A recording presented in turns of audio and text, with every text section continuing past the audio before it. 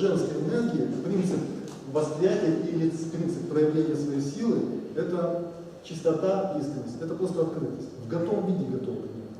Просто в готовом виде. Зима, снег очень быстрый. Но здесь немного небольшая путаница, потому что этот пример с шубой, он не совсем, опять же, женский. Женщине не шуба нужна, как таковая. Чтобы было тепло, правильно, машину. Ну не обычный проездной на автобус.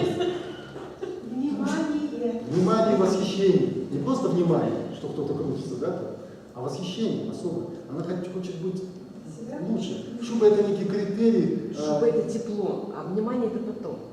Это мужчина у вас говорит сейчас. Да, конечно, я же тоже к шубе. Тогда какая разница, какая шуба? Да, фиолетовый, походи в пуховике.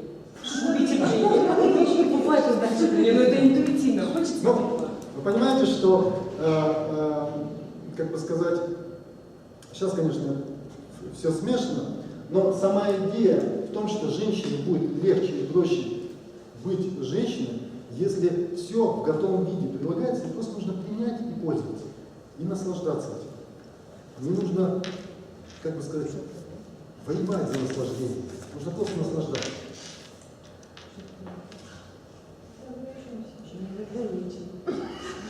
Смотрите, разум, основная функция разума – сепарирование. Смотрите, сепарирование означает что-то лишнее откинуть и что-то важное оставить. Разум, он всегда делает какой-то анализ на основе критерия, подходит, не подходит.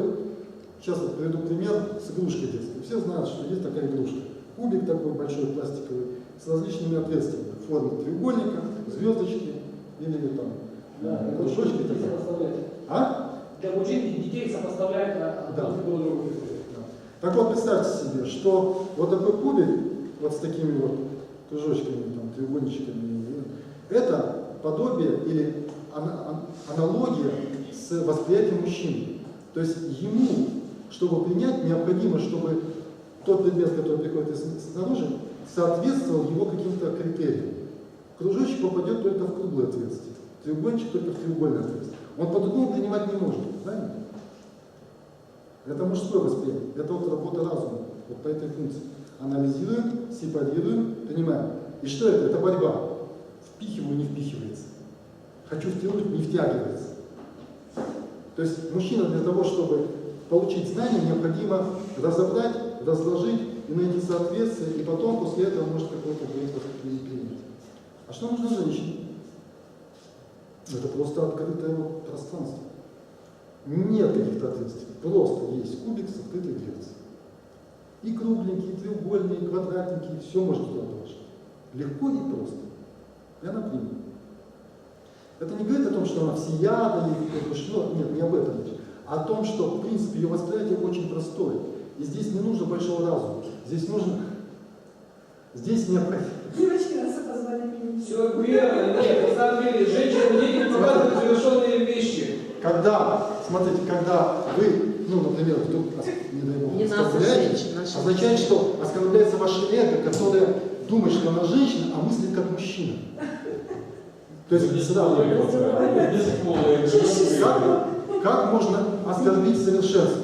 То есть мне не нужны особые какие-то личные критерии. То есть женщина обладает способностью просто насыщать.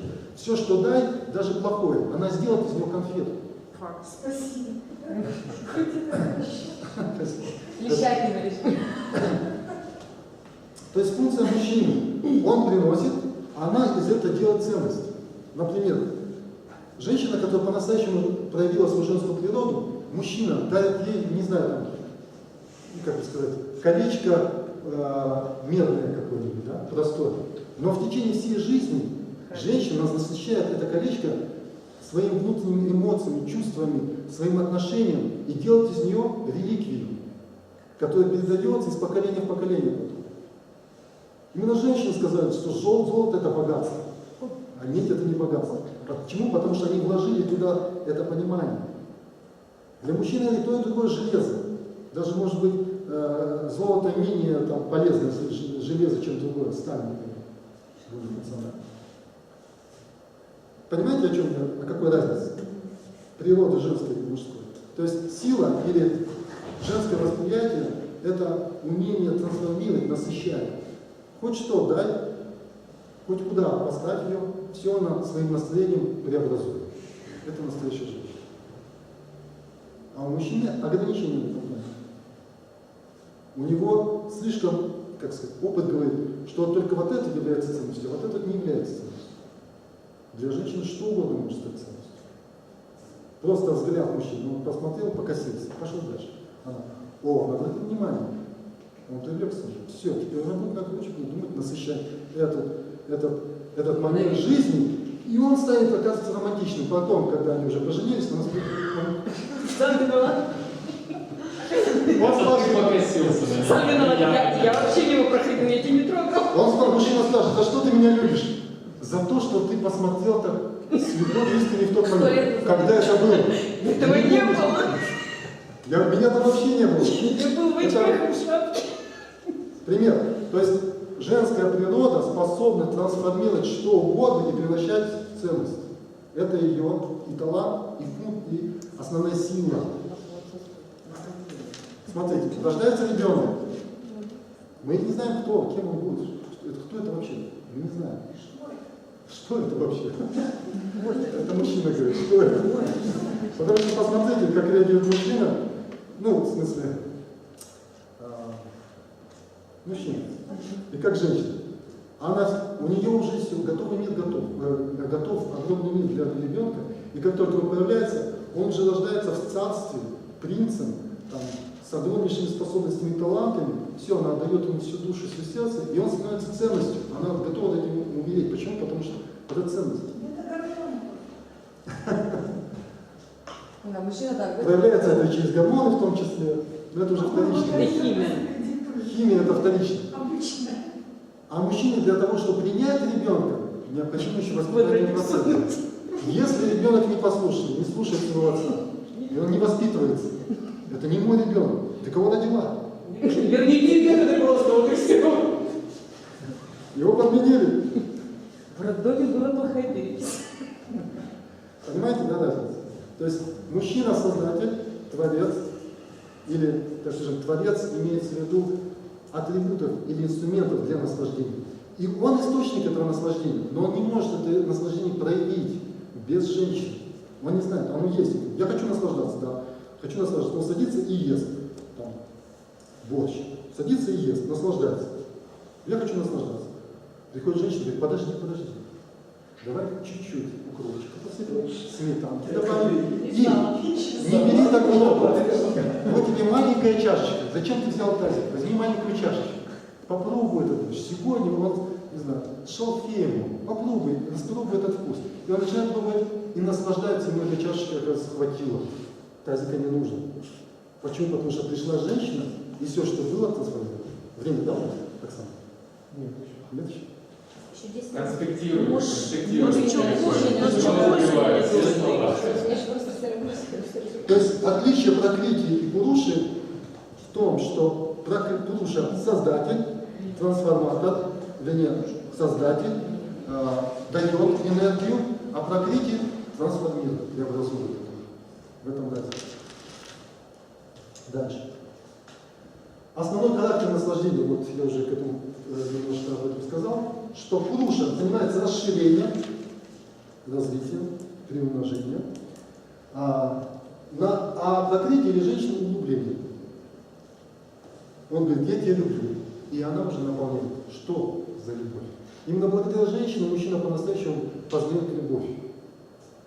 Он думает, что он любит, потому что он сделал выбор. Ну, раз она меня привлекает, то я ее люблю. Да, он понял, что он ее любит. За что ты меня любишь, дорогой? Он объяснил, за то-то, за то-то, за то. А за что ты меня любишь, дорогая? Просто люблю. Посмотрел. Если она за что-то любит, то, соответственно, это уже мужской принцип проявляется. Мужчина или пуруша творит, создает и дарит творчество для женщин. То есть он создает для того, чтобы передать это в руки художника, который это все преобразует. Он дает холст, краски, дает даже, может быть, определенную тему, говорит, вот твори. И она уже творит. Насыщая женщину пракрити, наполняя, увеличивая значимость, и потом возвращает мужчину. А теперь приумножает.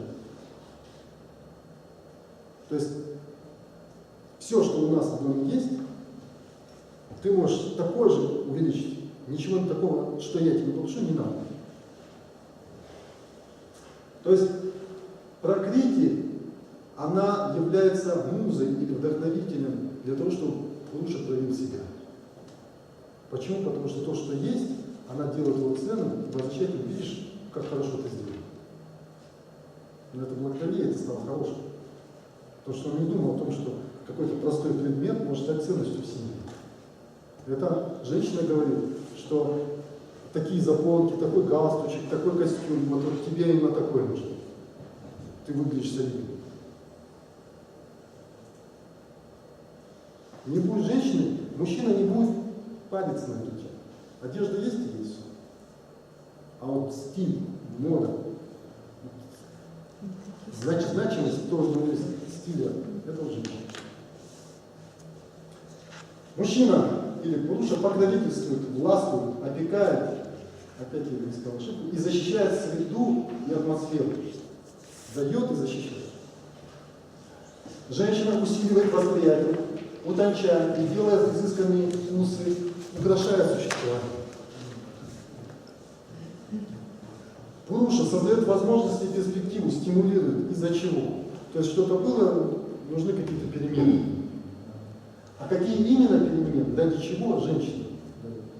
Он говорит, так вот, как раньше было не очень. Что-то хочу, много. А женщина говорит, что именно новое может тебе понравиться, что лучше. Именно женщина побуждает человека, мужчину, вообще проявлять какие-то величественные поступки ради каких-то достижений совершенно. Мужчина просто, ему много не надо. Все эти деньги, богатство, слава, почет и все остальное, достижения, это вообще не мужская идея как таковая. Хотя она стала идеей мужчины, но она стала благодаря женщине. Именно женщина придала значимость. Мужчина может жить просто. Например, любимое занятие мужчины – рыбалка. Какой там комфорт, какой там костюм, там функциональность. Почему про мужчин? Не важно, Но я не говорю о том, что… Сейчас третий Да. со стороны. Да. Попытаемся смотреть со стороны, то есть попытаемся различия увидеть просто. Потом мы увидим, как это еще совмещается, тогда будет понятно, что происходит. Но сама идея, в этом отличие. Качественные проявления. Здесь я много говорю, это не придется. Мужчина показывает разум, опирающийся на выбор, об этом мы говорили. И в основном качество мужчины, мужской энергии. В чем проявляется? В его способности отвлекаться, отвлечения, отрешенности. Если мужчина сильно привязан, имеет такую склонность привязываться, чувство собственности проявляется, он теряет свою мужскую силу. И он превращается больше в женщину. Зависимость. Привязанность – это зависимость. Просто. Поэтому мужчина должен проявлять отрешенность. Решительность. Решительность означает решил, сделал, все. Решительность означает следовать решению. Решительность не просто какая-то там бравада, я не знаю, какой-то героизм. Нет. Это означает, что если я решил, значит я должен делать это. Следовать своему решению. Сила воли. Волеизъявление. Хочу, могу. Должен. И должен. Сосредоточенность. Умение сосредоточиться, концентрироваться. Опять же, это функция разума. Отсепарировать все лишнее и сконцентрировать внимание на чем-то одном. Это мужская энергия, мужская сила. Сосредоточенность. Если мужчина смотрит телевизор, все, он не заметит уже, в каком платье, с какими сережками и так далее. Сосредоточенность. Объективность. Ну, здесь это должно быть, но это достаточно сложный момент. Все равно будет субъективность, потому что мы все субъекты. У нас всегда будут свои особенные взгляды, свои вкусы, и у мужчин в том числе. Но склонность именно с позиции объективности оценивать, это мужская склонность. А с позиции женщины субъективная. Что мне нравится, не нравится. А мужчина, что надо или что не надо. Важно или не важно. Нужно или не нужно. Это объективность. Логичность и последовательность. Разум должен быть логичным, естественно. Принципиальность, то же самое, что синоним от решительности, силы воли. Умение получать знания. Вот на семинар должны ходить в основном мужчины. В ведические времена так и было. Обучали в основном мужчин. Мальчиков с 5-летнего возраста до 25 лет учили постоянно, каждый день. Сейчас учатся в основном женщины. Не хватает мужчин, поэтому женщинам приходится выполнять роль мужчин. Идти и учиться. Героизм, естественно, мужчина. Вызов и соперничество. Дух соперничества, это мужской стиль. Если женщина хочет победить мужа, означает, она принимает роль мужчины. Если он позволяет это сделать, значит, он принимает роль женщины. Героизм, щедрость, тоже. Мысль жадина. Женщина? Баба, что она? Плохой мужчина. Жадина. Да? Смотрите, Плохой мужчина? щедрость, это действительно, оно является естественным следствием, если есть что отдавать, да? Если нечего отдавать... А если женщина видит, что есть что отдавать, а он не хочет? Расточительность. Чем отличается от щедрости? Действительно, два разных, вот вроде как и ничего. Ну, это неразумно. Щедрость все-таки, это, как бы сказать, от души, от сердца. А расточительность это просто необдуманные какие-то действия. Импульсивная. Но сам по себе щедрость мужская природа. Почему? Потому что он создает это, чтобы отдать женщине. Он не может наслаждаться просто так. Если он не отдаст женщине, он вкус наслаждения не будет. У него все есть. Наслаждаться он не сможет, потому что он в этом всем видит просто функцию. А вкус в этом приходит лишь тогда, когда к этой функции мы добавляем еще отношения к тебе. Индивидуальное, особое отношение. Ты замечательный. Он такой же, как и все. Но для него она говорит, ты замечательный. И у нее, женщина, мужчина учится вот этой женской природе по-настоящему. Он потом тоже может отличать взаимностью. Знаете, грубо говоря, встречаются мужчина и женщина, и женщина сначала учит мужчину тонко пробовать вкус, и потом мужчина с женщиной на тонком уровне наслаждается. Если женщина не может дать, насытить мужчину чем-то, вдохновением этим, облагородить, дать вкусы, то жизнь будет очень простой, функциональной. Дом будет как гараж. Есть инструменты для работы, и все. Поэтому не удивляйтесь, что мужчины, классические мужчины, дают инструменты для работы. Кофемолку, там, не знаю, стиральную машинку, еще что-то. А цветы он будет терпеть. Просто это деньги. Красноречие, ясность речи. Ясность означает, что все должно быть просто логично, последовательно логично. Лидерство. Он должен быть лидером, он должен вести за собой. Он говорит, у меня все есть, идем за мной. Одному не хватает. Наслаждаться не могу вести. Независимость и самодостаточность. Независимость то же самое, что отрешенность, но независимость имеется в виду, это и самодостаточность в том смысле, что настоящий мужчина, неважно при каких внешних условиях и обстоятельствах, он сам может созидать все. Куда бы он ни попал, он может создать что угодно. Он творец. Дом, не дает дом государству, он сам должен построить собственную рукой. И простота. Простота будет лишь тогда, когда убрать эмоции, женскую природу, чувства, всякие вкусы, и все останется простым.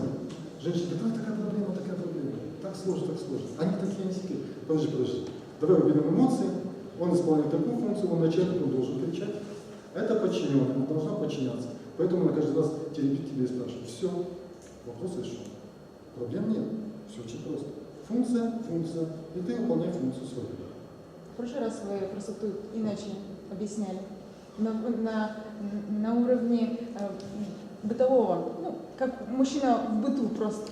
Да, в жизни, в быту то же самое. То есть мужчине нужно там минимум одежды, минимум каких-то... Он знает, за всем этим ухаживать ему некогда. А женщина просто будет перебирать платье в шкафу и наслаждаться. И целый день может этим заниматься. А? А? ты уже не можешь брать без Еще 5 минут людей. Да, 5 минут. Я просто закончил вот это про женщин. Эмоции, исходящие из сердца. То есть все, что исходит из сердца, это женское начало в форме эмоций. Это женское начало. Поэтому, если мужчина не готов принимать эмоции женщины, то он не примет и женщину как таковую. Если он говорит, ты знаешь, что мне вот плакаться, там, реветь, там, или жаловаться не надо, означает, что он не женщину хочет, ему нужен какой-нибудь друг, товарищ, коллега по работе. Если ты же хочешь жениться, или хочешь заботиться о женщине, прими ее внутреннюю природу. Привязанность. То есть у мужчины отрешенность, у женщины привязанность. Почему? Потому что на душу вкладывает. Почему она привязанность в целом сильнее? Говорится, что сила желаний, привязанности, стремлений каких-либо у женщины в 9 раз сильнее, чем у мужчины. Потому что когда мужчина захотел, он захотел процесс, функцию какую-то, а когда женщина захотела, она уже все вложила в душу. Придумала и сделала. Ну, еще не сделала, не придумала. Прекрасно. В любом случае, она уже вкладывает туда гораздо больше. Сила чувств, сила эмоций, она мощнее, чем просто логика какая-то. Можно еще Да? что добавить, да? Да. Вот к этому. Вы в прошлый раз опять-таки вернусь. Хорошо. Зависимость, привязанность как зависимость. Ну, Она любит быть зависима. То есть это ее природа быть зависимой. Ну, то есть от кого-то.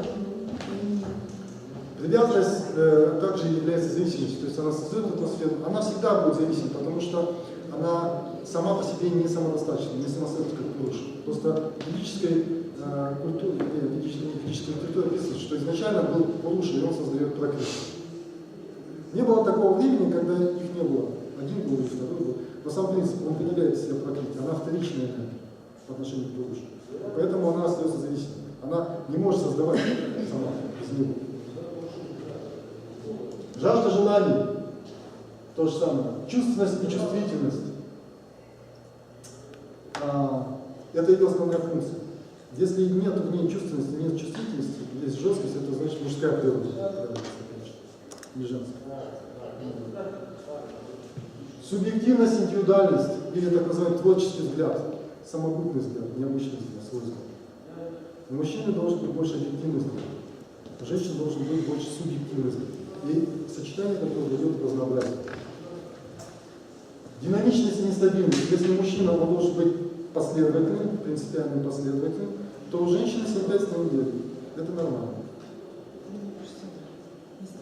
Тогда становится интересно. Что? Пункт больше всего нравится. Если женщина не будет нестабильной, у нее не будет творческого процесса. Потому что она должна создавать чудеса из ничего. Придумывать что-то. Откуда она будет брать это все, если у нее все по плану, все по проекту, как у мужчин? В одних отношениях, в одних рамках, все ограничено. То есть у нее должно быть большое, безграничное пространство, и ее поле деятельности — это вся Вселенная. Любопытство. Вот если вы слушали, когда мы знакомились, в большей степени у женщин было либо мало, либо сильно, либо просто любопытство. Интересно. Это женская природа. А у мужчин какова была идея? Выяснить, подзаботы, Да, чтобы применить это к делу, на работе. То есть вам нужен просто еще один инструмент для исполнения своих обязанностей, дел, а для женщины это просто еще один мир. Просто нужно окунуться, и все, и будет хорошо. Не обязательно, что это повысит какую-то функциональность. Главное, чтобы это повысило внутреннюю интеллект. Мое любопытство — это мой поиск внутренний. Он же не подзывает определенную задачу, это просто любопытство. Слава. Слава — это как бы насыщение. Что-то произошло, и приходит женщина и говорит: о, как здорово. Все, я вот прославлю. Она говорит: это класс, это супер. Удачливость. Удачливость — это означает, например, мужчина, он просчитает, вымерит и согласно плану, согласно проекту сделает и получит результат. Правильно? Или не получит. Ну, имеется в виду принцип, сам принцип. Женщина как действует? Повезет, не повезет. Ей везет. То есть, имеется в виду удачливость, это когда не нужно большой предварительной работы, а просто нужно оказаться в нужное время, в нужном месте и получить в готовом виде.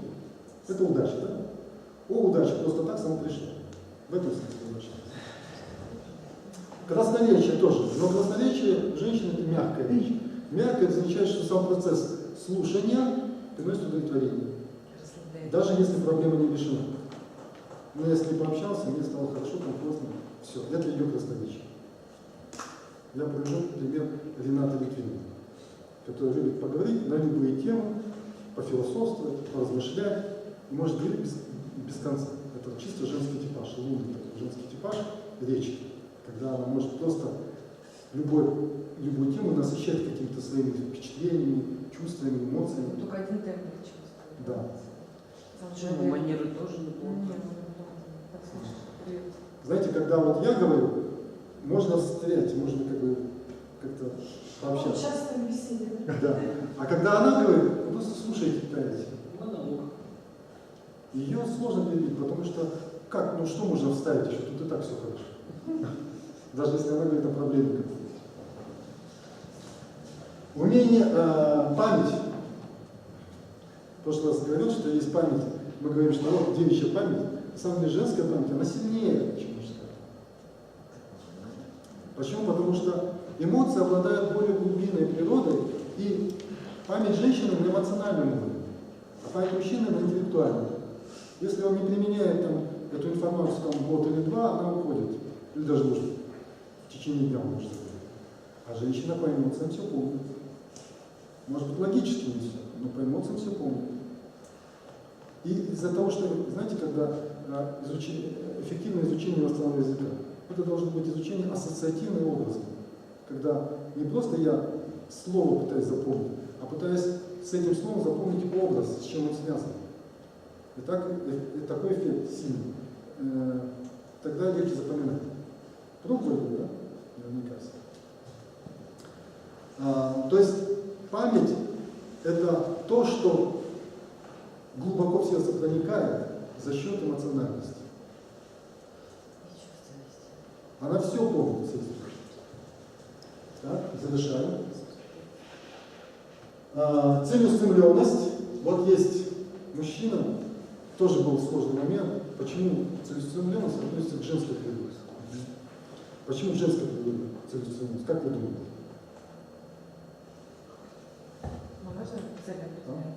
Да. Она цель определяет и направляет.